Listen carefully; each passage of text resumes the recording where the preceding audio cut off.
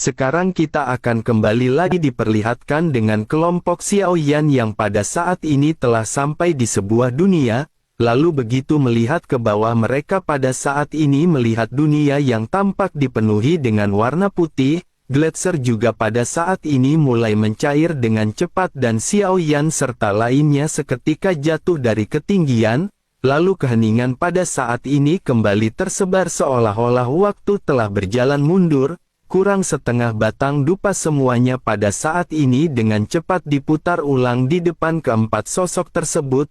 Dunia di hadapan mereka mendapatkan kembali vitalitas aslinya dan semua orang sedikit mengerutkan kening. Pada saat yang sama perasaan krisis yang kuat pada saat ini muncul di hati mereka berempat. Apa yang baru saja mereka lihat ternyata bukanlah perjalanan waktu ke masa lalu tetapi semacam keterampilan bertarung yang kuat. Sebelum sempat mereka bereaksi tubuh mereka pada saat ini benar-benar tidak lagi bisa bergerak. 4 sinar cahaya dingin seketika datang dengan kecepatan yang begitu cepat. Di tengah angin dan salju ada 4 anak panah yang benar-benar terlihat hampir transparan. Banyak benturan pada saat ini seketika terjadi dengan 3 sosok yang ditembak mundur. Satu-satunya yang bisa menghindar adalah sosok Xiaoyan. Xiaoyan bereaksi dan pada saat ini segera bergabung dengan klon dewa asli bintang 8. Begitu tubuh Xiaoyan pada saat sebelumnya tidak bisa dikendalikan, Xiaoyan menggunakan esensi dan darah yang kuat untuk melepaskan diri dan seketika berhasil meloloskan diri. Ledakan juga pada saat ini terdengar di kejauhan dengan suara keras yang menyebar. Dunia di depan mereka semua seketika runtuh dengan kecepatan yang sangat dahsyat. Lingkungan di sekitar berubah menjadi dunia yang sunyi dan tidak jauh dari sana Xiaoyan pada saat ini telah terlihat bertabrakan dengan sengit dengan sesosok tubuh.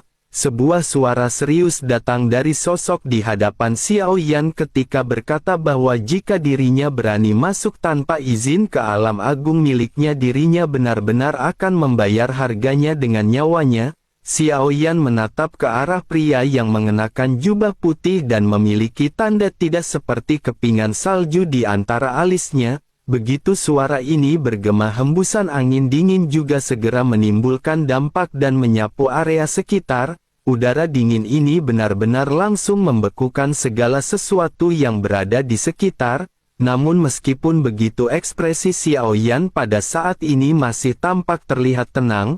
Begitu udara dingin menerpa Xiaoyan, api di tubuh Xiaoyan juga seketika mulai membumbung. Xiaoyan tidak terpengaruh sedikit pun dan Xiaoyan masih terus memandang ke arah sosok di hadapannya dengan acuh tak acuh. Xiaoyan lanjut berkata bahwa dirinya hanyalah langkah keempat keabadian kaisar. Dirinya pada saat ini benar-benar ingin tahu omong kosong apa yang bersaja dikatakan oleh si pria. Xiaoyan pun segera melangkah maju dengan telapak kakinya dan Xiaoyan tanpa banyak basa-basi segera melesatkan pukulan. Bagaimanapun Xiaoyan pada saat ini telah bergabung dengan klon dewa asli bintang 8. Jika hanya berhadapan dengan seorang langkah keempat keabadian kaisar tentu saja sangat mudah bagi Xiaoyan untuk bisa mengalahkannya.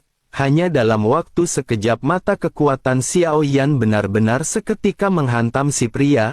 Pukulan Xiaoyan terjatuh ke dada si pria dan seluruh dadanya terlihat penyok. Seteguk besar darah juga keluar dari mulutnya dan si pria pada saat ini terlihat seperti gembel. Si pria segera menstabilkan tubuhnya sebelum akhirnya berkata bahwa dirinya ingin saudara menunggu sejenak.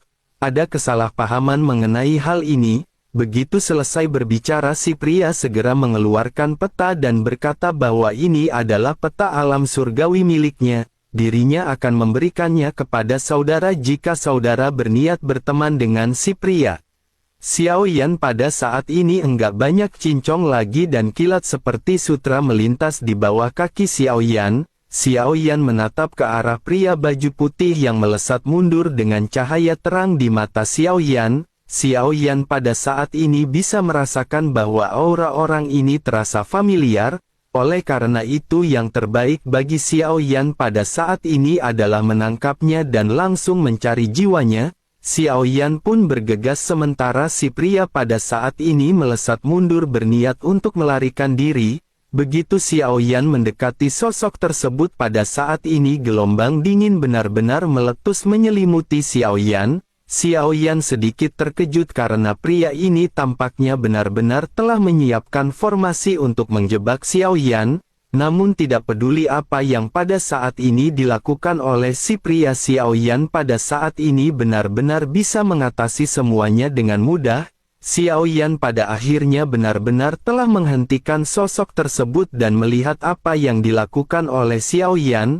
Pria berjubah putih tiba-tiba pupil matanya seketika menyusut. Sebuah suara juga seketika terdengar di telinganya ketika berkata bahwa metode berbahaya dan strategi canggih ini adalah keterampilan yang terukir dalam darah klan Cimi. Begitu si pria mendengar hal ini, sosoknya tiba-tiba merasakan dadanya terasa sesak. Tidak lama kemudian seluruh dadanya tampak hancur dan tubuhnya terlempar mundur. Sebuah lubang berdarah juga muncul di dadanya dan dirinya merasa bahwa jantungnya telah menghilang. Seteguk besar darah segera keluar dari mulutnya dan sebelum pria berjubah putih ini bereaksi, dirinya kembali menerima pukulan berat Xiao Yan dan benar-benar langsung menghantam tanah. Xiao Yan tanpa banyak membuang waktu pada saat ini segera melesatkan kekuatan spiritualnya. Xiao Yan langsung melakukan teknik pencarian jiwa kepada si pria. Sementara itu Zonggu dan yang lainnya menderita luka ringan dan pada saat ini telah pulih.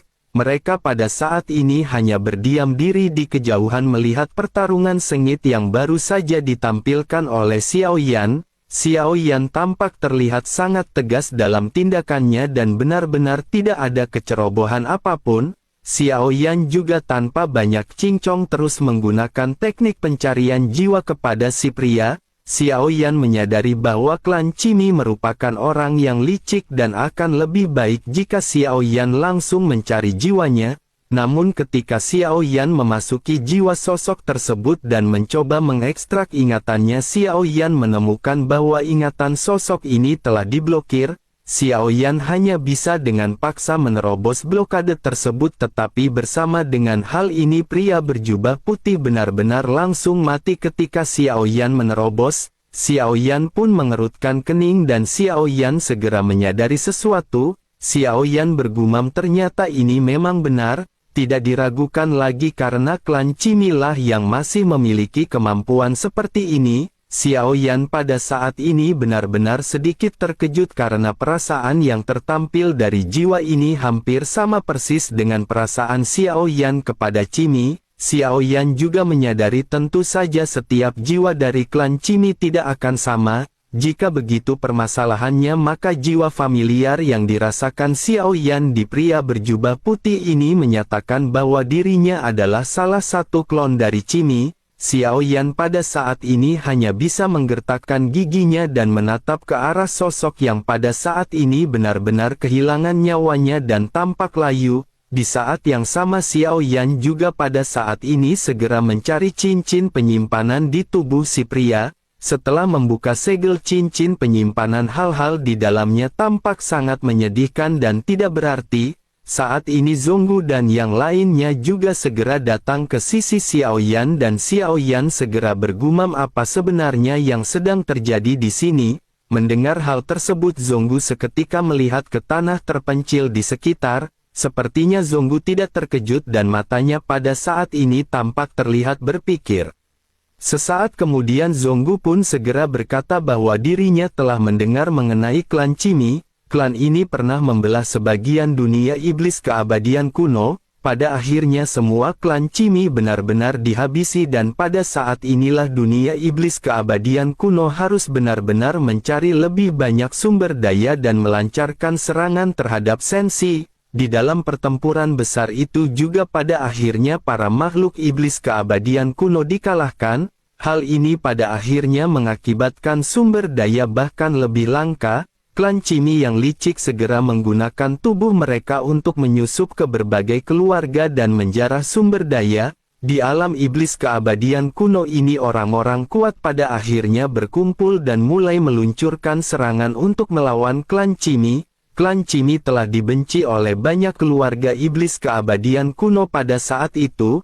seiring dengan berjalannya waktu klan Cimi secara bertahap menghilang dari dunia iblis keabadian kuno, hingga sampai saat ini belum ada kabar tentang keberadaan klan Cimi di dunia iblis keabadian kuno. Sayang sekali Zonggu belum dilahirkan ketika klan Cimi berada di puncaknya. Begitu dirinya benar-benar mendapatkan kekuatan dirinya pada akhirnya hanya bisa mendengar semua ini dari sejarah. Jika menuruti semua cerita yang baru saja Zonggu sebutkan, seharusnya kehancuran yang mereka lihat sekarang mungkin ada hubungannya dengan klan Cimi. Xiao Yan pun sedikit mengangguk begitu Xiao Yan mendengar sedikit penjelasan dari Zonggu. Selanjutnya Xiao Yan pada saat ini bertanya, jika begitu permasalahannya apakah dunia tempat mereka berada pada saat ini merupakan dunia nyata atau palsu? Zonggu sedikit mengerutkan kening dan segera membuat analisisnya sebelum akhirnya mulai kembali menjelaskan. Zonggu berkata bahwa dunia surgawi yang hebat atau yang agung ini hanya ada dalam rumor sejak lama. Dirinya juga telah mendengar bahwa dunia ini telah lama runtuh. Oleh karena itu jika tempat ini adalah dunia surgawi yang agung, menurutnya hal tersebut mungkin tidak benar. Xiao Yan pun melihat sekeliling dan berpikir bahwa terlepas dari apakah tempat ini benar atau tidak, Xiao Yan telah masuk ke tempat ini dan Xiao Yan bisa belajar lebih banyak tentang klan Cimi. Meskipun Xiao Yan tidak memiliki darah klan Cimi, tetapi dewa jahat telah mengambil kekuatan perebutan tubuh Cimi. Sekarang Xiao Yan bisa menggunakan kekuatan perebut tubuh klan Cimi untuk bisa merasuki banyak tubuh.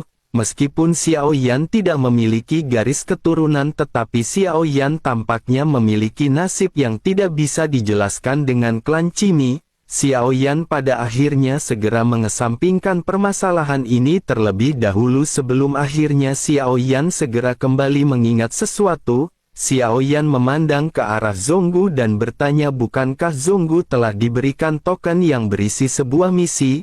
Zonggu pun seketika tersadar dan Zonggu segera membalik telapak tangannya. Sebuah selip batu giok muncul di telapak tangannya. Selanjutnya Zonggu segera menyerahkan selip batu giok ini langsung kepada Xiao Yan karena Zonggu tahu siapakah bos sebenarnya. Xiao Yan pun mengambil selip batu giok tersebut dan segera jiwa Xiao Yan tenggelam ke dalamnya. Pada saat ini Xiao Yan memperhatikan sesuatu yang aneh pada selip batu giok tersebut. Xiao Yan bisa merasakan adanya aura jiwa, tetapi perasaan ini terjadi hanya sekejap.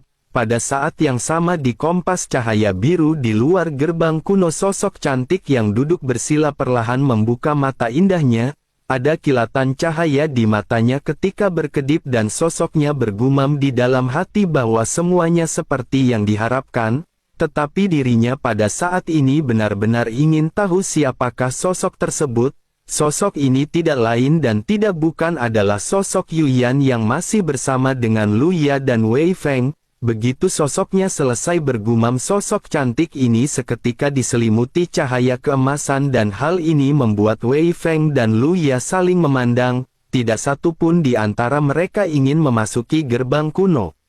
Tidak ada yang tahu apakah sesungguhnya gerbang kuno ini dan mereka hanya tahu bahwa ada banyak orang yang telah memasukinya. Selain itu hanya ada sedikit orang yang berhasil keluar dengan lancar dari gerbang kuno. Meskipun tempat ini bukan tempat yang berbahaya, tetapi mereka berdua tetap tidak mau mengambil resiko. Oleh karena itu mereka pada saat ini sedikit tertegun dan bertanya-tanya mengapa Yuyan ingin masuk. Sementara itu kembali ke Xiao Yan yang pada saat ini masih memegang selip batu giok di tangannya. Setelah menyadari ada sesuatu yang aneh, Xiao Yan pada saat ini segera memiliki banyak spekulasi. Selip batu giok tersebut dikeluarkan oleh Luya, oleh karena itu kemungkinan besar hal ini terkait dengan Luya. Xiao Yan bergumam di dalam benaknya bahwa Luya tidak menunjukkan keraguan apapun pada Xiao Yan. Sementara itu yang lainnya yakni Wei Feng tampaknya juga tidak menaruh curiga apapun kepada Xiao Yan. Jika selip batu giok ini ternyata adalah konspirasi, maka orang yang paling mungkin adalah sosok wanita bernama Yuyan. Namun meskipun begitu, sinar aura jiwa ini juga tidak mengunci posisi Xiao Yan. Sinar cahaya aura jiwa ini hanya datang sekejap sebelum akhirnya menghilang begitu saja. Tampaknya ini ditujukan untuk mengetahui siapakah yang membuka slip batu giok tersebut. Bagaimanapun Zonggu haruslah orang yang membuka slip batu giok tersebut, tetapi pada akhirnya Xiao Yan lah yang membukanya. Jika begitu permasalahannya mungkin saja identitas Xiao Yan benar-benar telah diketahui. Namun jika hal ini memang berlaku, mengapa Yu Yan tidak mengambil tindakan dan langsung mengungkap identitas Xiao Yan? Mungkinkah wanita ini memiliki rencana lain untuk berhadapan dengan Xiao Yan di masa depan? Dirinya tahu identitas Xiao Yan, tetapi dirinya dengan sengaja tidak membeberkan identitas Xiao Yan ini. Xiao Yan mengerutkan kening dan Xiao Yan pada saat ini segera kembali menatap ke arah Zonggu. Xiao Yan memutuskan untuk mengesampingkan permasalahan ini terlebih dahulu dan Xiao Yan kembali mulai berbicara. Demi menghindari kecurigaan, Xiao Yan pada saat ini menangkupkan tangannya ke arah Zonggu dan kembali berbicara dengan sopan. Xiao Yan berkata, izinkan dirinya menjelaskan secara singkat tugas di slip batu giok ini. Mereka harus menghabisi sebanyak 3 sosok untuk bisa mendapatkan harta karun. Sosok-sosok ini adalah Zidian, Yindian atau Wudian. Mereka adalah penguasa dari 3 aula dan jika mereka berhasil menghabisi ketiganya barulah mereka akan mendapatkan harta karun yang bernama pilar surgawi atau Tianjun. Mendengar apa yang dikatakan oleh Xiao Yan, Zonggu pada saat ini sedikit melotot. Sosoknya lanjut bergumam bahwa dirinya tidak menyangka bahwa hal ini akan sama dengan rumor yang beredar. Dirinya mendengar bahwa ada 11 aula di alam besar ini. Selain itu 11 istana ini juga merupakan peringkat garis keturunan dari klan Cimi. Mereka diurutkan dari istana yang terendah yakni di Dianzi atau istana bumi hingga ke istana surgawi. Mendengar apa yang dikatakan oleh Zonggu, Xiao Yan pada saat ini sedikit mengerutkan kening. Xiao Yan pada akhirnya lanjut berkata, tanpa banyak basa-basi lagi sebaiknya mereka pergi. Tidak menutup kemungkinan bahwa di antara mereka akan menerima misi yang sama. Ketiganya pun mengangguk mendengar apa yang baru saja dikatakan oleh Xiao Yan. Namun pada saat ini Long Biao tiba-tiba bertanya, hanya saja mereka tidak memiliki peta pada saat ini. Dengan begitu bagaimana mereka bisa memilih arah untuk bergegas pergi? Mendengar hal tersebut, Jin Dongming pada saat ini segera geledah tubuh pria berjubah putih. Setelah sesaat mengobrak-abrik tubuhnya, dirinya menemukan gulungan kulit di jubah lengan bajunya. Sosoknya segera membuka gulungan kulit tersebut dan meskipun tampak terlihat tidak begitu jelas, namun ini merupakan sebuah peta dan Jin Dongming segera menyerahkannya kepada Xiao Yan. Xiao Yan mengambil peta tersebut dengan sedikit terkejut karena Xiao Yan telah memeriksa cincin penyimpanan dari sosok tersebut. Xiao Yan tidak menemukan peta dan Xiao Yan benar-benar tidak menyangka hal ini akan terjadi. Biasanya barang-barang seperti ini akan ditempatkan dalam cincin penyimpanan, namun orang ini justru sebaliknya dan dirinya benar-benar meletakkannya dengan santai di dalam jubah lengan bajunya. Xiao Yan pun menghela nafas dan bergumam bahwa pikiran klan Cimi ini benar-benar tidak bisa dinilai dengan akal sehat. Begitu Xiao Yan mengambil peta gulungan kulit, Xiao Yan pada saat ini segera memeriksanya. Xiao Yan menatap ke arah peta yang tampak tidak rumit sama sekali. Xiao Yan juga melihat di peta gulungan kulit ini hanya ada Zidian, Yindian dan Chendian yang ditandai. Xiao Yan sedikit mengerutkan kening, namun Xiao Yan memutuskan untuk tidak memikirkan permasalahan ini. Xiao Yan pada akhirnya melihat ke sekeliling dari waktu ke waktu untuk menentukan secara kasar posisi mereka. Selanjutnya mata Xiao Yan sedikit menyipit dan Xiao Yan segera menunjuk arah sebelum akhirnya keempatnya bergegas melesat. Tidak lama setelah kelompok Xiao Yan pergi, lubang berdarah di dada pria berjubah putih pada saat ini terlihat sembuh dengan cepat. Tampaknya sosok tersebut telah dibangkitkan dan Xiao Yan pasti akan terkejut jika melihat pemandangan ini. Meskipun jiwanya telah dihancurkan dan tidak ada kemungkinan untuk dibangkitkan, tetapi pada saat ini luka-lukanya benar-benar bisa pulih. Begitu sosok ini dibangkitkan, begitu saja gulungan kulit yang sebelumnya diambil oleh Xiao Yan juga kembali mengembun di tangannya. Sosok tersebut segera memasukkan peta tersebut ke dalam jubah lengan bajunya dan sosoknya pada saat ini tidak bergerak sama sekali. Jika diperhatikan, sosok tersebut tampak seolah-olah sedang menunggu kehadiran sesuatu. Sementara itu kembali ke kelompok Xiao Yan yang pada saat ini melesat dengan cepat dan memicukan hembusan angin. Tidak lama kemudian mereka berempat pada saat ini melayang di udara dan tatapan mereka terfokus ke bawah. Mereka melihat ada cekungan lembah dan di tengah cekungan ini berdiri istana-istana yang terlihat megah. Namun meskipun begitu, entah mengapa begitu mereka memperhatikan istana ini, jika dilihat-lihat lebih jelas istana ini tampak seperti berkabut berdebu. Long Biao pun berkata sambil berpikir, mengapa ini tampak terlihat seperti fata morgana di gurun. Xiao Yan secara alami merasakan hal yang sama dan Xiao Yan bisa menyadari bahwa secara singkat ada perasaan tidak nyata dari pandangan mereka. Namun bersamaan dengan hal tersebut pada saat ini seketika terdengar suara ledakan di bawah. Mengikuti suara tersebut kelompok Xiao Yan bisa melihat ada beberapa sosok yang sedang berkelahi.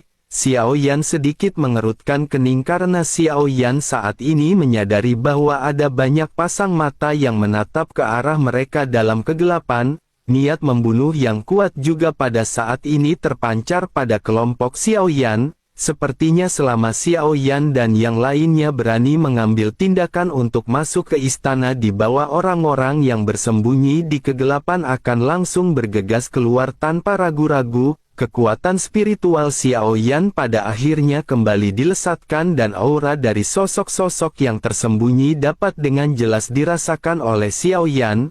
Begitu diperiksa, Xiao Yan menyadari bahwa aura ini tidak terlalu kuat. Selanjutnya sosok Xiao Yan tiba-tiba menghilang dan setengah dari niat membunuh yang menyebar juga ikut menghilang. Xiao Yan juga pada saat ini tidak lagi memperhatikan aura tersebut dan Xiao Yan pada saat ini melesat maju menuju ke istana. Di istana ini ada sebuah plakat megah dengan huruf emas di atasnya yang bertuliskan Istana Yin atau Yin Dianzi. Xiao Yan segera mendobraknya dan pada saat ini terdengar suara menderu di sekitar. Belasan sosok semuanya memegang senjata dan langsung menyerang ke arah Xiao Yan. Di antara belasan sosok ini sebenarnya ada 4 makhluk keabadian dan yang terkuat telah mencapai langkah kelima keabadian Kaisar. Serangan dahsyat ini langsung menyelimuti kelompok Xiao Yan. Long Biao dan Jin Dongming seketika bergerak serempak tanpa Xiao Yan membuka sepatah kata pun. Mereka seketika menyerang, begitu juga dengan Zonggu. Kekuatan Zonggu memang sedikit lebih lemah, tetapi Zonggu tahu bahwa pertempuran ini sangat bagus untuk perkembangan Zonggu. Xiao Yan pun hanya melirik mereka dan Xiao Yan berpikir bahwa sepertinya Xiao Yan tidak perlu mengambil tindakan apapun. Xiao Yan segera mengambil satu langkah dan Xiao Yan langsung bergegas menuju ke aula utama Istana Yin. Segera sosok Xiao Yan mendobrak pintu aula. Xiao Yan langsung mencium bau darah yang menyengat. Seluruh aula benar-benar dikelilingi oleh aura kematian. Sebelum Xiao Yan memasuki aula, Xiao Yan juga telah memperhatikan kehadiran beberapa aura kuat di aula. Namun jika dibandingkan dengan aura Xiao Yan, aura ini benar-benar sama sekali tidak mengancam. Begitu Xiao Yan melangkah lebih jauh ke dalam aula, mata Xiao Yan pertama kali tertuju pada tengah aula. Ada sosok mayat tergeletak di genangan darah dan tampaknya seperti sudah lama mati. Xiao Yan seketika menatap ke arah mayat tersebut dan Xiao Yan bisa merasakan adanya niat membunuh yang kuat yang datang dari sekitar. Xiao Yan lanjut melihat ke sekeliling. Pada saat ini selain dari adanya sesosok mayat, ada juga sosok yang duduk bersila di sekitar aula dan semuanya menatap ke arah Xiao Yan pada saat yang bersamaan. Xiao Yan pada saat ini menyadari bahwa pakaian dari orang-orang ini tampak tidak seragam. Mereka juga tidak duduk bersila di tempat yang sama. Namun meskipun begitu mereka semua memancarkan gelombang aura yang cukup kuat. Xiao Yan pada akhirnya mengerutkan kening dan bergumam, mungkinkah mereka semua juga adalah orang yang berasal dari dunia luar. Pada saat ini terjadi keheningan di aula dan Xiao Yan pada saat ini memperhatikan sosok yang terlihat sedang duduk bersila. Selanjutnya Xiao Yan mengabaikan sosok tersebut dan Xiao Yan mengambil langkah menuju ke arah mayat yang tergeletak. Begitu Xiao Yan mendatangi mayat tersebut, Xiao Yan pada saat ini sedikit mengerutkan kening. Mayat ini jelas tidak memiliki nyawa, tetapi luka di tubuhnya perlahan-lahan mulai pulih. Adegan ini benar-benar mengejutkan Xiao Yan, terlebih lagi sebagian besar luka dari mayat tersebut benar-benar telah disembuhkan. Sepertinya tidak butuh waktu lama bagi sosok ini untuk pulih sepenuhnya. Xiao Yan pun bertanya-tanya, mungkinkah mayat ini telah dibangkitkan? Xiao Yan pada saat ini merasa bahwa tampaknya ada orang yang mungkin sedang melakukan sebuah teknik rahasia. Namun jika dilihat dari fluktuasi yang dirasakan oleh kekuatan spiritual Xiao Yan, tidak ada aura lain lagi di sekitar yang bisa dirasakan olehnya, dan hal inilah yang membuat Xiao Yan merasa sangat aneh. Bersamaan dengan Xiao Yan yang sedang bingung, sosok yang duduk bersila pada saat ini segera mulai berbicara. Sosoknya berkata bahwa kekuatan langkah ke-6 ini memang tidak lemah. Dirinya dapat mengizinkan saudara untuk berpartisipasi dalam pertempuran, tetapi dirinya harus mengantri. Xiao Yan pada saat ini semakin bingung mendengar apa yang baru saja dikatakan oleh sosok tersebut. Xiao Yan bisa merasakan aurat dari sosok tersebut yang memiliki fluktuasi yang cukup kuat. Ada juga beberapa sosok yang menemani sosok tersebut, dan jika dilihat dari momentumnya, mereka pada saat ini dikatakan tidak lemah sama sekali. Sementara itu melihat Xiao Yan yang pada saat ini terdiam lalak lolok pelangak pongok, salah seorang di dekat sosok tersebut mulai berbicara. Sosoknya berkata sepertinya ini adalah anak muda yang masih linglung. Tampaknya dirinya belum mengetahui dunianya seperti apa yang dirinya datangi saat ini. Sebaiknya saudara Feng Chan pada saat ini tidak perlu lagi banyak omong kosong dan mereka harus bersiap. Mereka memiliki kekuatan yang cukup untuk berurusan dengan penguasa istana Yin. Semakin banyak orang semakin baik, dan jika pemuda linglung ini ingin bergabung, mereka bisa membiarkannya ikut dan mereka akan memberikannya bagian di akhir pertempuran. Menanggapi hal tersebut, salah seorang di sisi lainnya pada saat ini segera berteriak memerintahkan Xiao Yan untuk segera keluar dan meninggalkan aula ini. Bersamaan dengan teriakan tersebut, pada saat ini ada banyak sosok yang juga menginginkan Xiao Yan untuk pergi. Dengan adanya banyak suara ini, sosok pria yang terkuat yang bernama Feng Chan pada saat ini sedikit menghela nafas. Sosoknya sedikit berbicara dengan lembut ke arah Xiao Yan. Sosoknya berkata bahwa dirinya pada saat ini sama sekali tidak memiliki pilihan lain. Dirinya pada saat ini menyarankan agar saudara bisa pergi sekarang juga dari aula. Dirinya juga bisa mencari peluang lain yang tersebar di istana bumi lainnya. Ada lebih dari 10 orang yang mengantri di sini dan mereka semua tidak memerlukan kekuatan tambahan. Xiao Yan pada saat ini masih terdiam dan Xiao Yan tidak ingin banyak bicara hal yang tidak masuk akal. Xiao Yan segera duduk dalam posisi bersila sedekat mungkin dengan mayat yang tergeletak. Sosok-sosok pada saat ini tiba-tiba berdiri di samping pria yang bernama Feng Chan. Mereka memelototi Xiao Yan dan mereka segera memancarkan tekanan yang kuat. Kekuatan dari ketiga sosok ini setidaknya merupakan langkah kelima dan langkah keenam keabadian Kaisar. Kekuatan mereka dianggap termasuk yang teratas di antara kelompok sosok-sosok di sini. Dengan begitu tentu saja mereka pada saat ini tidak takut dengan kekuatan Xiao Yan yang juga berada di langkah keenam keabadian Kaisar. Dua di antara mereka juga merupakan langkah keenam keabadian Kaisar, begitu juga dengan Feng Chan yang pada saat sebelumnya berbicara. Melihat ketiganya yang pada saat ini bersiap untuk bergegas menuju ke arah Xiao Yan, Feng Chan tiba-tiba berbicara memerintahkan mereka untuk menunggu sejenak. Ketiganya pun berhenti sementara Feng Chan pada saat ini kembali berbicara kepada Xiao Yan. Feng Chan menatap ke arah Xiao Yan yang duduk bersila dengan mata tertutup dengan nada lembut. Sosoknya berkata bahwa mereka semua berasal dari dunia luar. Mereka baru saja datang ke dunia iblis keabadian kuno ini untuk mencari keberuntungan. Oleh karena itu mengapa mereka pada saat ini harus merusak keharmonisan? Mendengar nada suara Feng Chan yang sedikit ramah, Xiao Yan pada akhirnya perlahan-lahan membuka matanya. Xiao Yan pun lanjut berkata bahwa Xiao Yan akan menghabisi penguasa istana ini terlebih dahulu.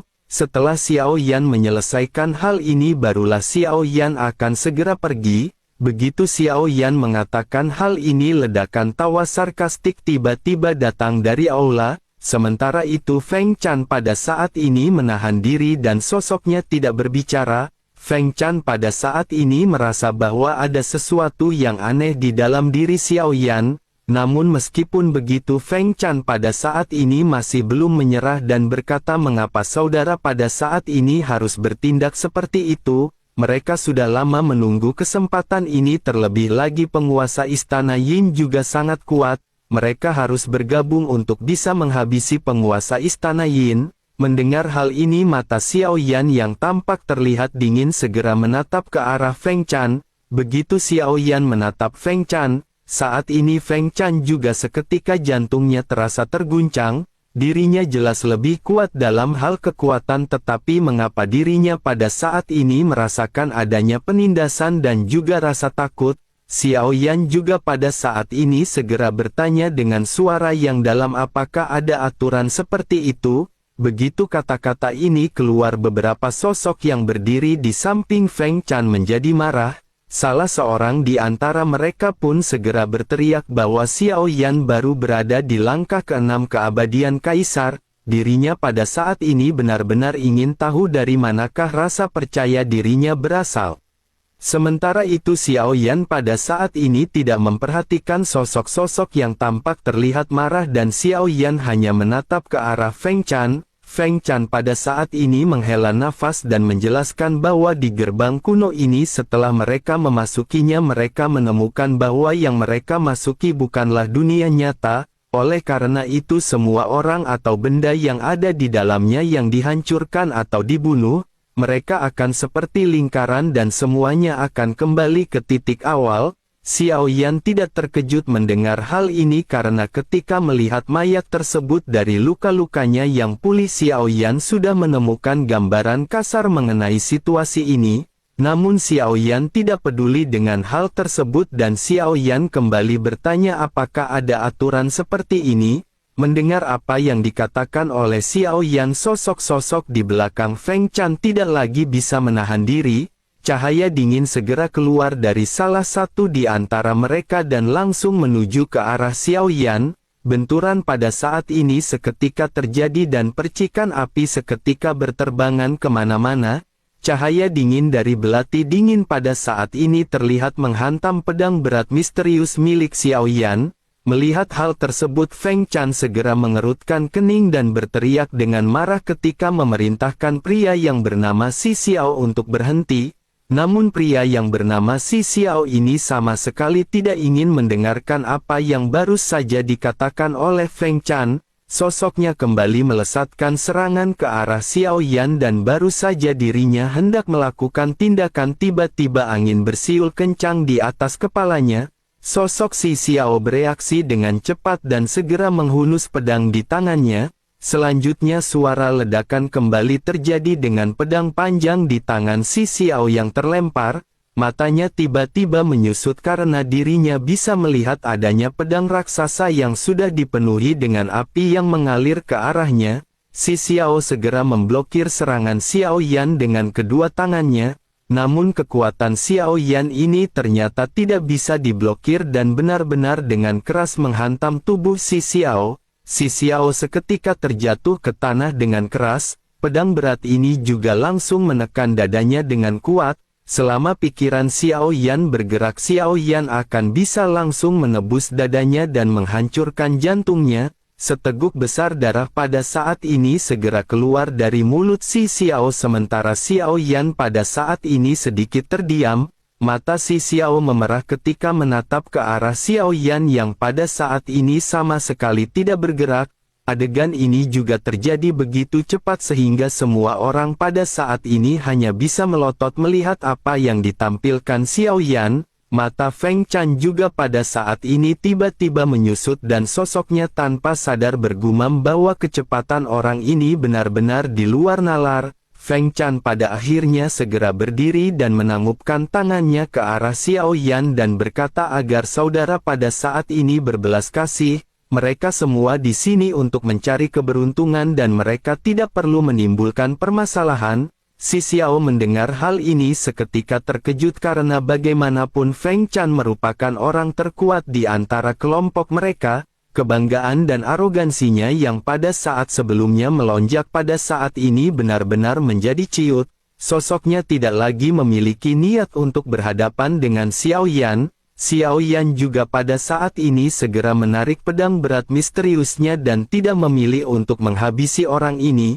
Bagaimanapun tujuan serangan Xiao Yan ini juga adalah hanya untuk mengintimidasi.